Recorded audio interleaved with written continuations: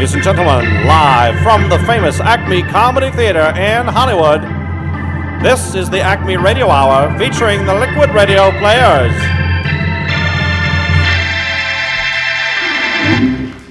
Why, thank you. Some lights, please. Anyone in the theater? Anyone? And now please welcome to the stage, Mr. Brian Breiter.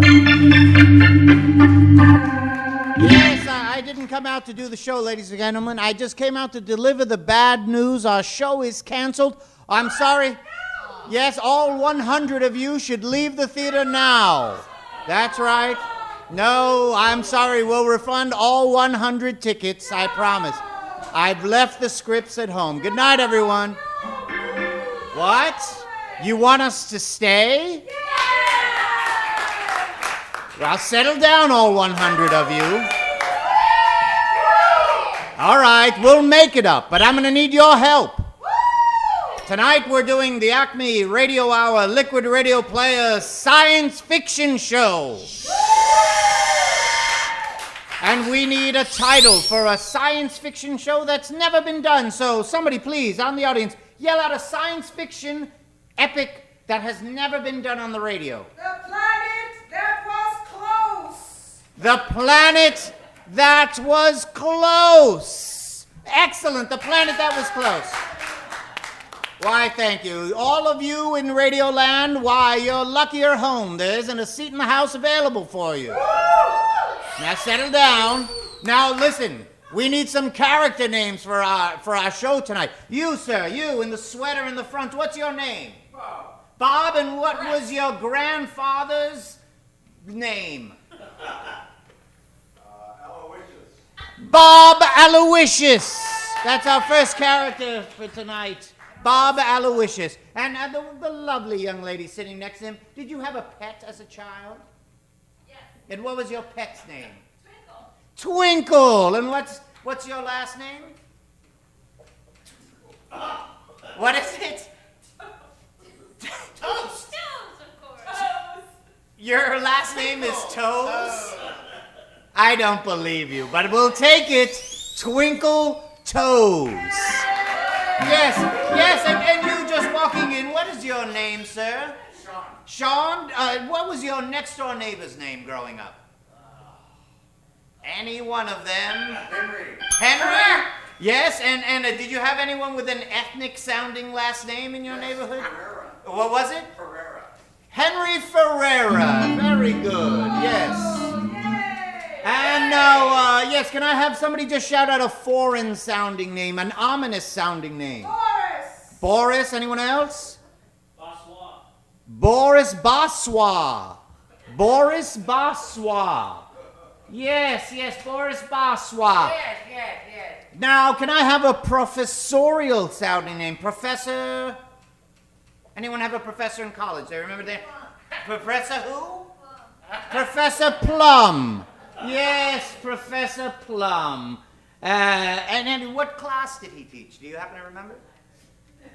A scientific class? Any area of science?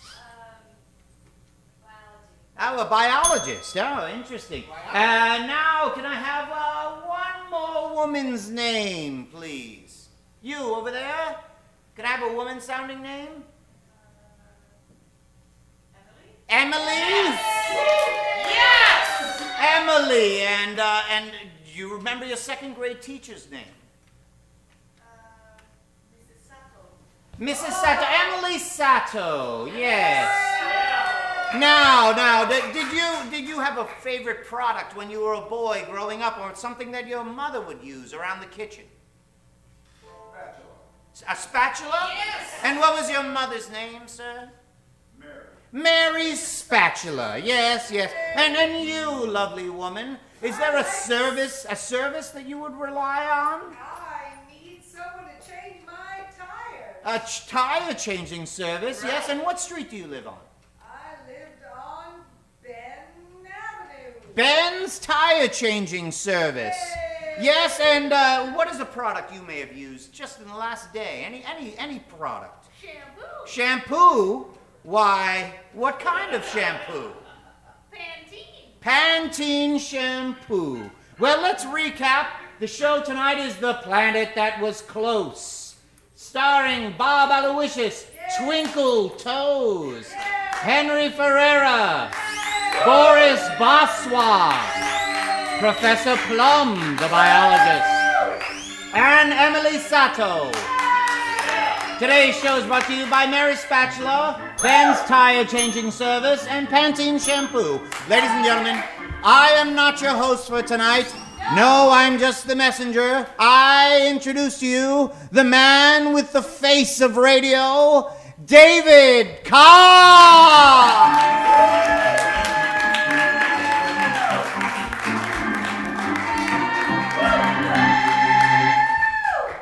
Good evening, lovers of science adventure!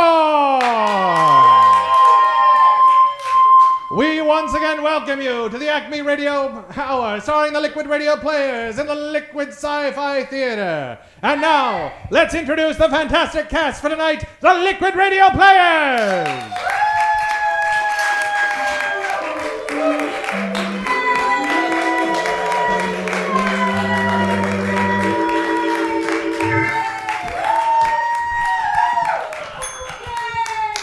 Ladies and gentlemen, please, your enthusiasm will startle the performers. Prepare yourself for a journey into the unknown. An unknown that will soon become known, but become no less strange for being known. Tonight, we have another in a series of Captain Bob Aloysius adventures. Tonight, entitled The Planet That Was Close.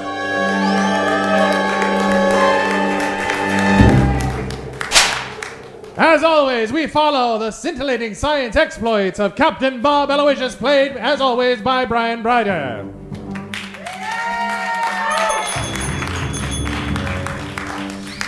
Captain Brian Breiter, who had worked his way up through the Space Forces until he commanded his own ship, the Raging Comet. And now, speeding about the solar system, he rights that which is wrong and wrongs those who are even wronger. With his trusty blaster at his side and his mysterious amorphous space pet Blinky, he will do that which needs to be done. It's Captain Bob Aloysius, accompanied as always by Professor Plum Biology, played by Michael Perkins. Professor Plum Biology, once the most brilliant professor of electronics, physics, and the hard sciences, he now travels with Captain Bob Aloysius on his many adventures. Has he been zapped by rays one too many times? Has he been beamed through the ether too often? Have some of his molecules become transplanted with some of his other molecules? Most likely, but at the end of the day, he will be able to solve the problem and tell you what equals X.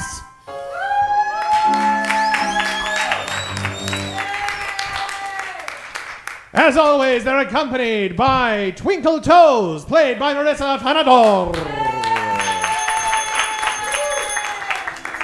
Twinkle Toes, the finest entertainer the solar system has to offer. A member of the Venusian Ballet Company, the Mercurian Modern Dance Company, and the Saturnian Jazz Ensemble. She has danced her way from the rings of Saturn to the suns of Borealis. She's bringing goodwill on behalf of the United Planets Federation to all those who need it. Or will she find trouble on her travails? Or travails in the midst of her trouble? Yes, it's Twinkle Toes. This week, we meet again the two fiercest villains that Bob Aloysius has ever faced, who, as you know, were killed last season, were brought back by a series of cards, letters, and telegrams that flooded in from people like you. It's Boris Baswa, played by Gary Ray.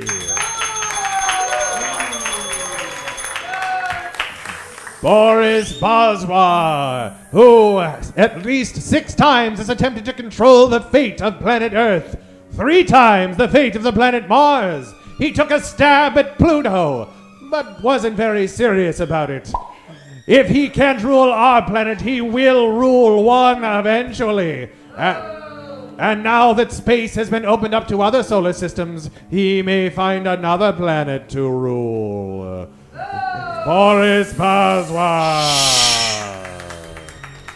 And of course, that Oriental temptress, Emily Sato, played by Kimberly Lewis.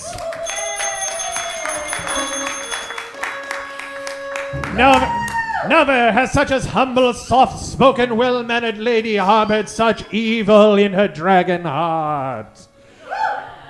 She wields men like puppets, their strings attached to her fingers and her incredibly long nails attached directly to their hearts. Will she make them dance? Will Bob Aloysius once again be caught in her spell?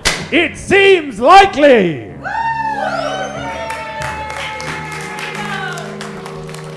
And of course, returning again is Captain Sean Ferrara, played by Gary Ray.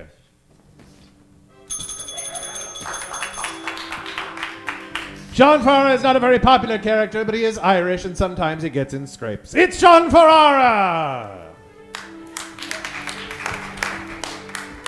This exciting adventure brought to you this week by Mary's Spatulas, Ben's Tire Changing Service, and Pantene Shampoo. Ladies and gentlemen, the scripts have just been delivered to me, so we'll pass them out to our cast and begin this incredible adventure in 3, 2, 1. Space Adventure!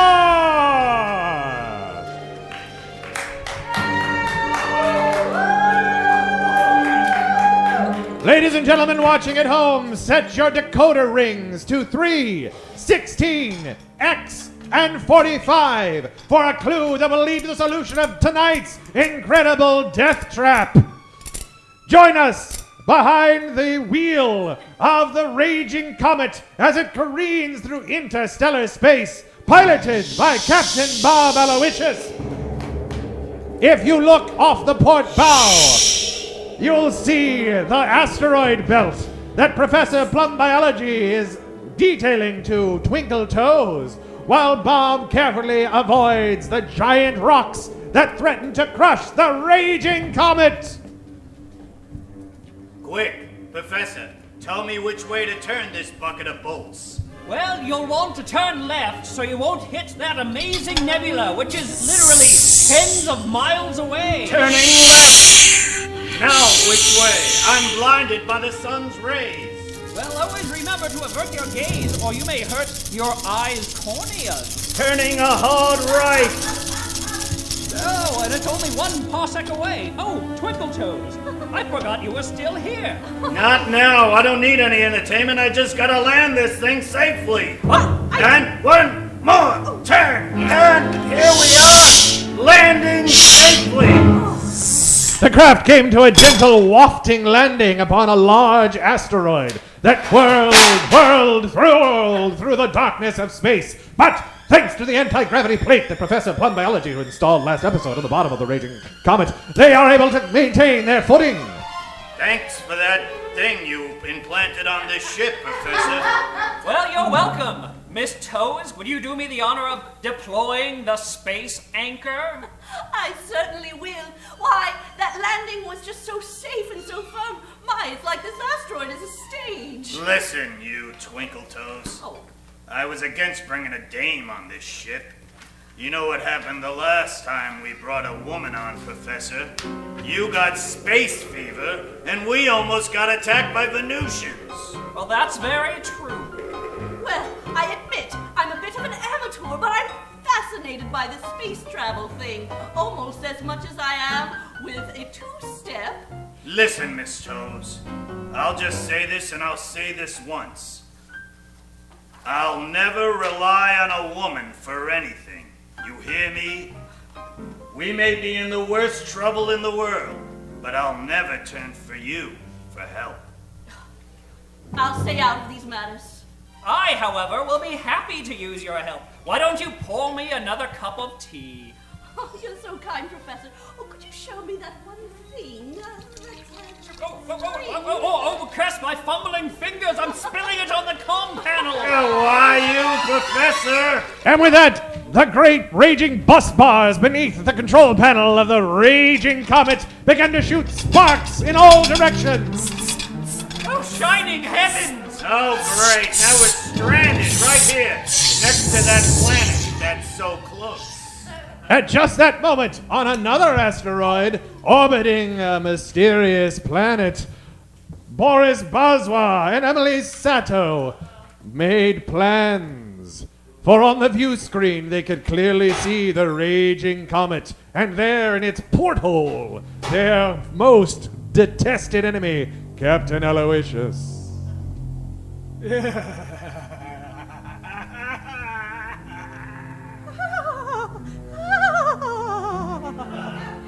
Look at him, like a squirrel in a cage. He slowly stroked his space chinchilla. There he is, the man I almost married. Oh, you must be so thirsting for his very blood. I will make him pay. Did you say make him pay or make him pet? I will make him pay. And then perhaps I will make him my pet. Good idea, Boris. Oh, clever, clever girl. Now, our planet, which they don't believe can locomote like it can.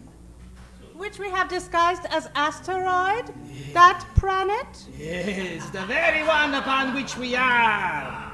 The very one which is so close. Very close. Yes, it will get closer and closer. And when they are within our gravitational field, we will infiltrate. They donned their clever disguises. I will pretend to be a space maid. And I will be a space milkman. They will never guess. No, never, never. This has worked millions of times. Meanwhile, back on the observatory deck of the raging comet, Professor Plum Biology had escorted Miss Twinkletoes and was pointing out various interesting aspects of the heavens. Ah, Miss Twinkletoes, do you see those 5 stars just 10 degrees above our heads? Oh my, they're the sisters, aren't they? Yes. And you see those 2 stars to the right? Yes, bright as ever. Yes, we call those the Dainty Twins.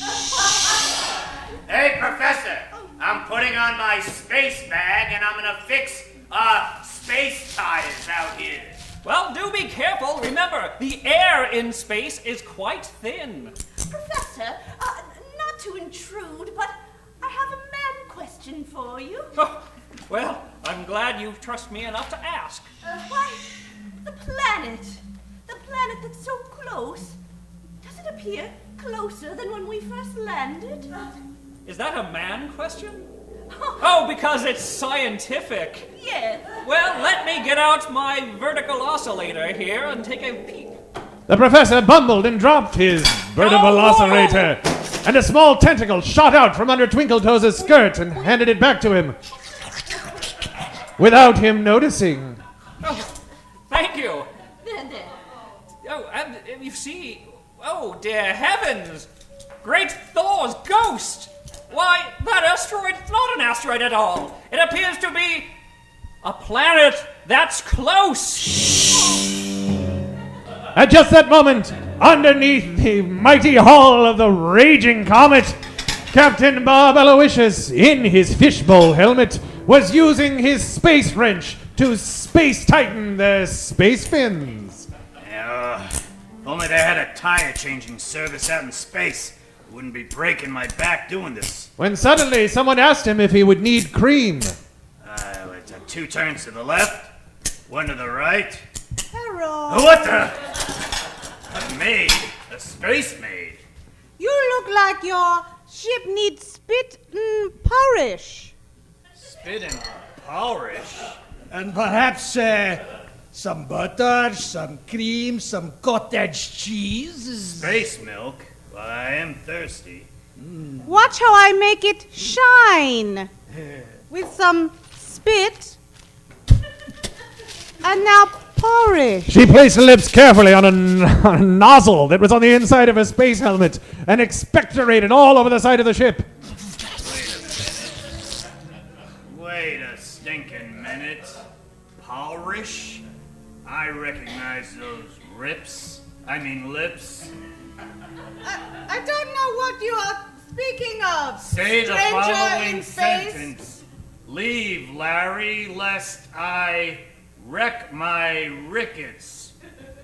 Leave rarely, rest I let my lick it. I knew it! Let me take off that space. I've been discovered! Here, have this ice cream down your throat. Ice cream! But as Captain Aloysius wrestled strongly with Boris Mazwa, Emily Sato injected through his spacesuit a mysterious green substance. Let go of me! You've got me by my collar! Here, take this! No, not in my arm! I can feel the needle penetrating my spacesuit! You are getting sleepy. I'm getting sleepy.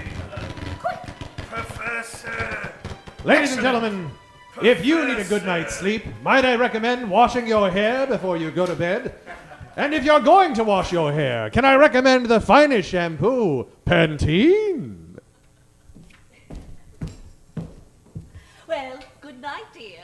Good night, darling. What? What's that blinding sheen coming off your head? Why, it's not just any sheen. It's Pantene shampoo. Why, may I touch it? It's like spun gold, made of mink.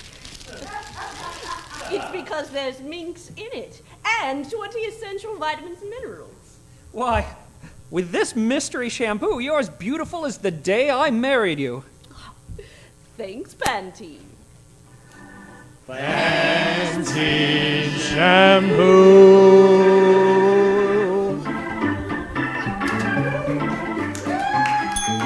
Yes, Pantene shampoo. Now with the power of mink, we squeeze one into every bottle. Get them before they're extinct. When last we left, Captain Aloysius had been captured and injected with a mysterious green substance and taken away by Boris Mazwa and Emily Sato. Meanwhile, on the ship, Professor Plum Biology and Twinkle Toes were still in the observation lounge when suddenly the gravity ceased. Oh, Miss Trent, it may be your incredible beauty, but I feel like I'm floating. No, Professor, we're rising above. What are we going to do? Oh, cursed woman, what dial did you touch? I swear I didn't touch a thing. Oh, that blinking panel across the room. Quick. What? It's detected an Oriental. My, we have everything. Quick, Professor. Look the other way. I'm going to take off my pantyhose. Oh, yes. Oh, modesty prevents. Wait. If you were to grab one and if I were to tie it over to... Oh. But while the professor's eyes were averted, several slender tentacles with suckers on the end attached themselves to the smooth surface of the deck and slowly pulled them both towards the flashing control panel. I think it's working. I can't see, but I feel it's working. Look, outside the window. It's a space milk float. That doesn't seem right. Yes, space milk always comes on Tuesday. Oh. Wait a minute. Orientals? Off delivery day milk? Why, this sounds like the work of... But before he could put it together, the communicating device buzzed upon the control panel. Somebody pick up. Yes, hello? Hello, Professor. Yes, this is the professor. It's me, Captain Bob Aloysius. Oh! I'm here too, Bob. Oh, you. Listen, I'm in trouble. That dragon ex-wife of mine, Professor Soto, Emily Soto, she got a claws in me. She's taking me somewhere. Wait, They discovered me. Give me back my phone. Give it back. Give it back. Oh, it makes perfect sense. That's why the eugenics detector went off. If I could be so presumptuous, this dial here seems to think that Bob is not too far away. Well, quick, let's climb into the space egg and pursue them. But as they moved away from the observation port, they were unable to see a small spacecraft in the shape of a fortune cookie lifting from a crater and heading towards a planet that was distinctly closer than it had been before. Look, Professor, it's like a giant discus. Oh, now I see it. Yet, oh, will we ever catch it in time? Then they noticed it and remarked upon it. Yes, I will plot a pursuit course. Engage! And with that, the egg ship ejected from the raging comet and took off in extremely slow pursuit of Emily Sato's flying fortune cookie. Meanwhile, upon the bridge of the Good Luck Egg Foo Young, Emily Sato was applauding Captain Bob Aloysius's call for help in that slow, sarcastic way that Asians have.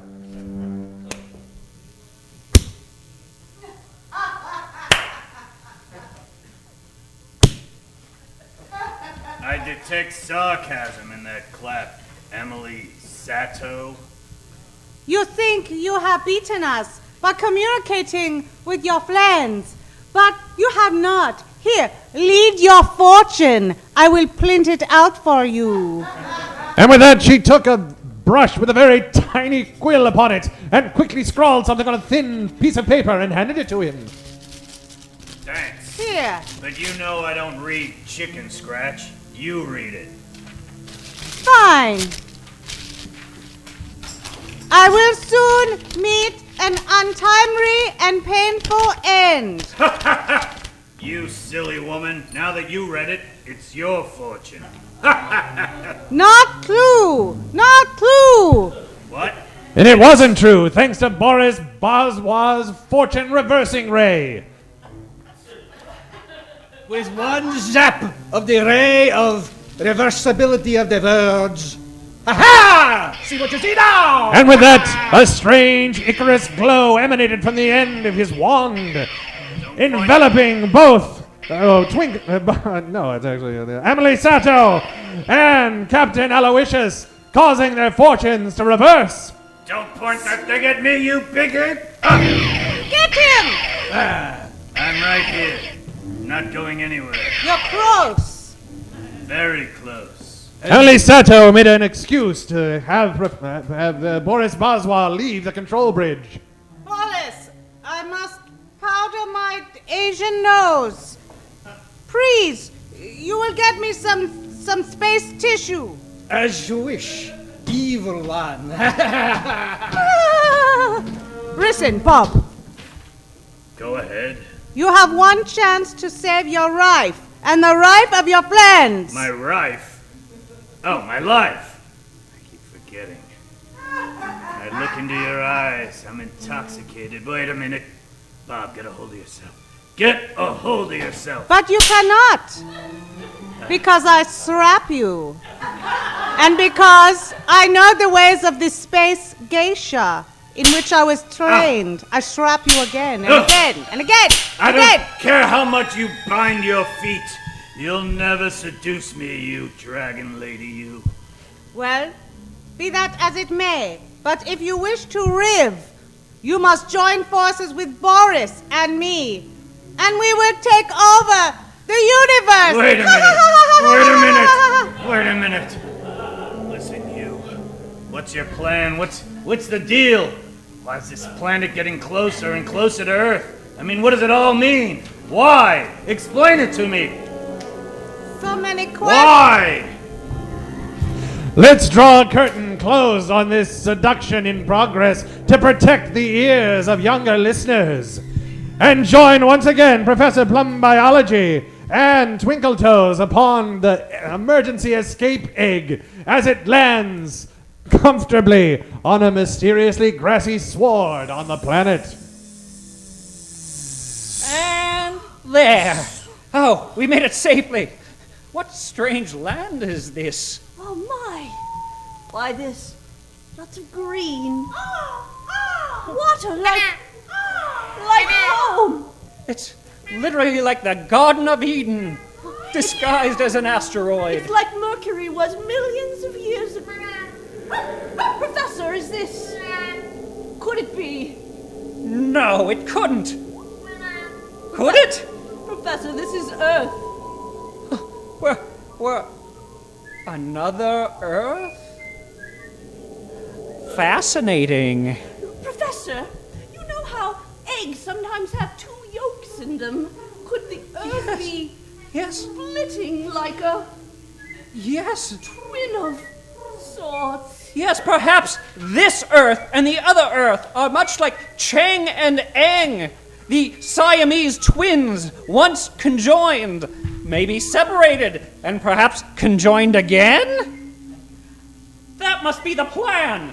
They're gonna reconjoin the two Earths. At the peril of both of them. Yes. And at just that moment, the egg craft exploded. Wait, hold your breath. There's not much oxygen out here. Ladies and gentlemen, if you find your eggs exploding, perhaps you're not cooking with Mary's spatulas.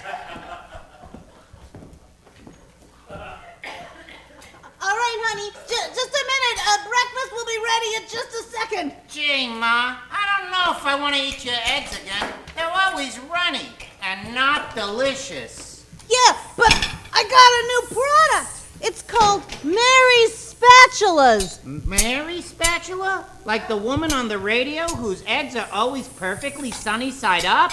Yeah, that Mary. All right. I'll give you one last chance. And then maybe I'll stay your son. Eggs are sizzling. They look done. Time to wedge the spatula underneath them. Transfer them to the plate.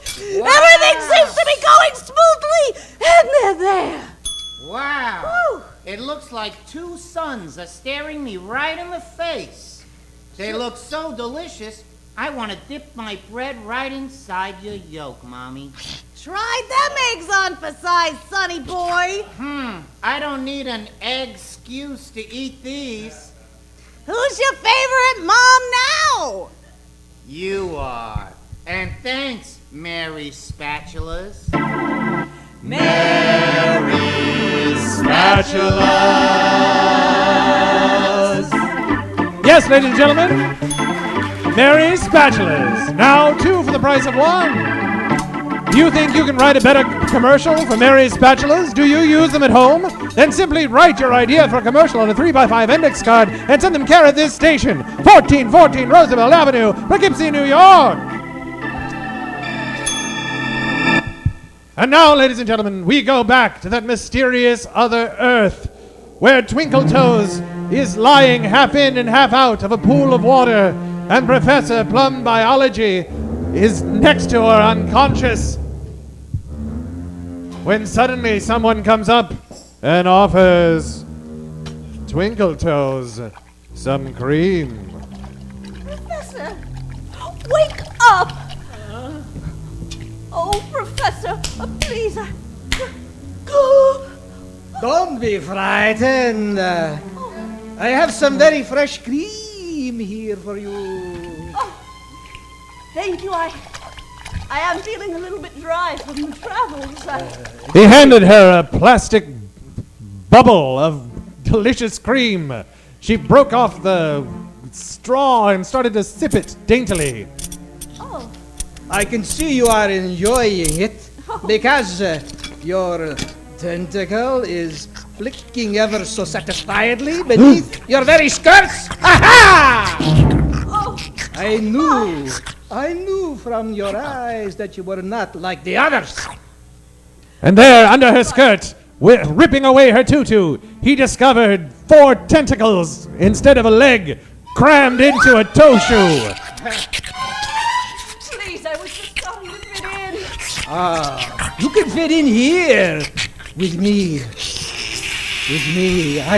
I'm strangely drawn to you in your fierce, tentacled beauty. Why, there's something unusual about this situation. I'd say so. Very well, strange sir.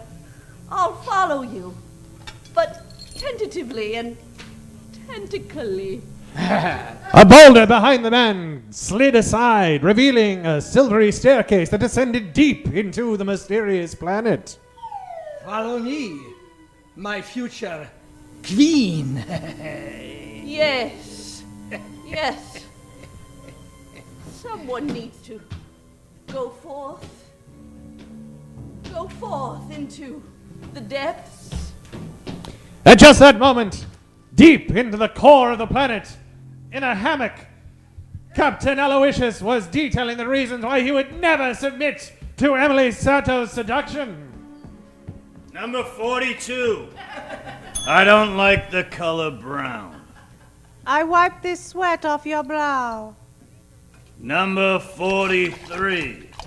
I don't need no one to swipe the sweat off my brow. Emily Sato had had enough. She reached her clawed hand towards a lever and pulled it, causing the hammock to wrap around Captain Aloysius like a net and suck him deeper into the planet's core. Get me out of this thing. Get me out of this crazy cocoon. No, I've had it with your insults. I am irresistible. Irresistible. Except to you. If I cannot have you, then you have no one. All right. He careened down a volcanic tube, All deeper right, and deeper into the darkness. Now. Finally landing.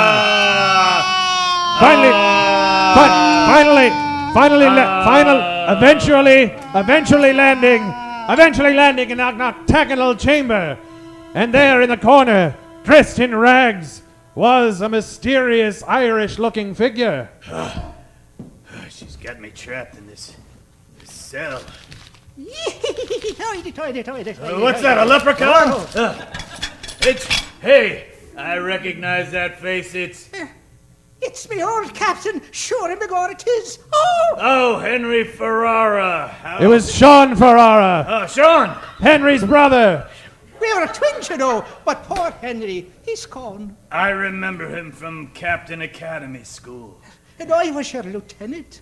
He remembered it like it was yesterday. I remember it like it was yesterday. Hey, Sean, where's your brother Henry? He went out for a drink or All something. right, I don't know. see you later. All right, see you. All right, bye. Oh.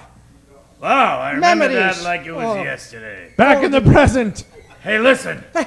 What are you doing on this godforsaken planet? I'm trapped as a servant. They have me here dashed in rags and shifting and going to and fro of everything. Do you know what they're trying to do? What? They're taking this alternate Earth and they're gonna connect it back to the real Earth, like two Chinese Siamese twins. No, we can't let them do that, Captain. I'll be your entire army if I have to be. I gave up. No, Captain. My captain never gave up. Oh, this captain did. No, you're still my captain, Captain. Please don't give up, No, I Captain. can't. I can't compete with those eyes. Oh, those it's hair. lips. It's hair. Those nails. Hair.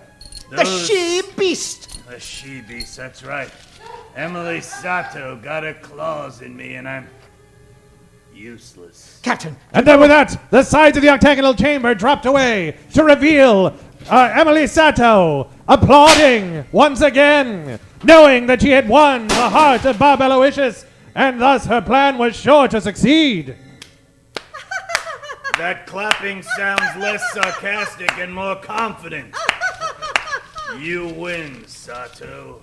I knew you could not resist me. Now, you are my king, and I am your queen, and we shall rule over the new Earth, the double Earth. But at that moment, Professor Plum Biology escorted Twinkle Toes into the chamber. Oh, you're right. This isn't the way. What? Bob? There you are. Professor. How you get here? A friend of yours. Yes.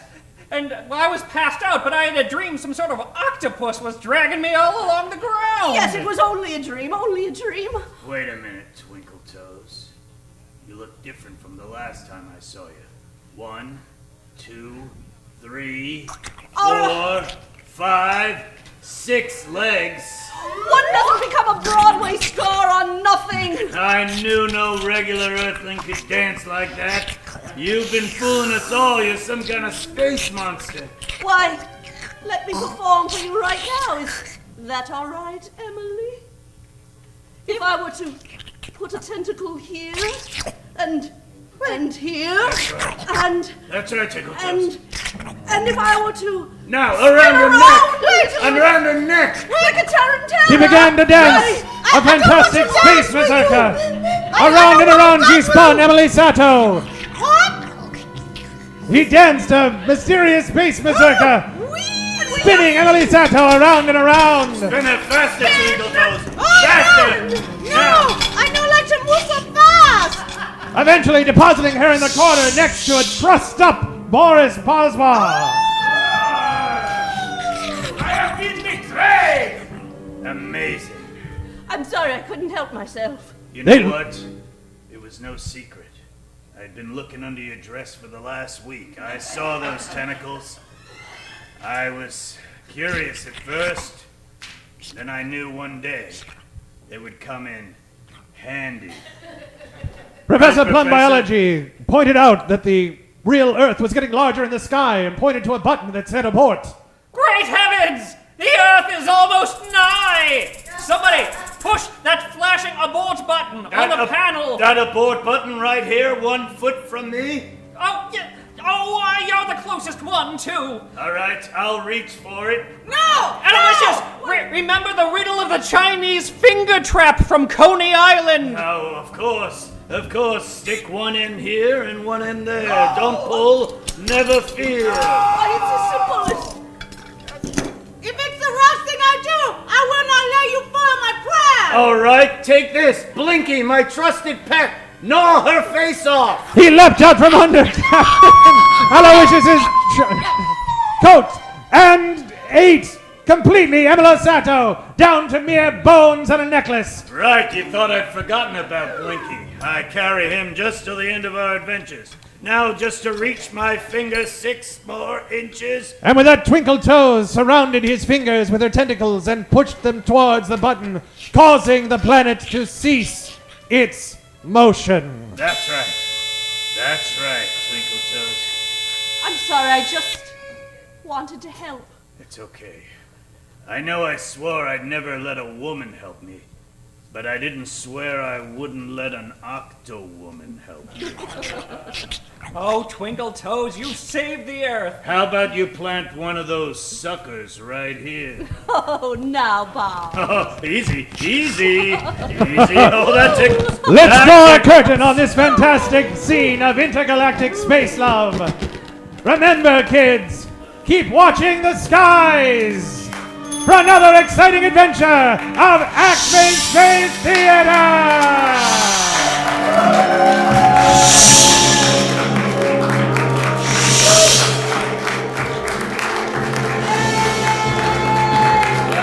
Ladies and gentlemen, the cast of Liquid Radio Players! Michael Perkins, Gary Ray, Maurissa Afanador, Kimberly Lewis, Breiter, Brian Habicht on Foley, Jonathan Green on keyboards. Ladies and gentlemen, and of course the fantastic booth crew, Josh and Mike and whoever else is up there. Ladies and gentlemen, it's a very good friend of ours' birthday today. He was born in 1903, so he's celebrating his 40th birthday. Travis Oates, wherever you are, our hearts and minds are with you. Ladies and gentlemen, we will return next week for another adventure. Join us, won't you?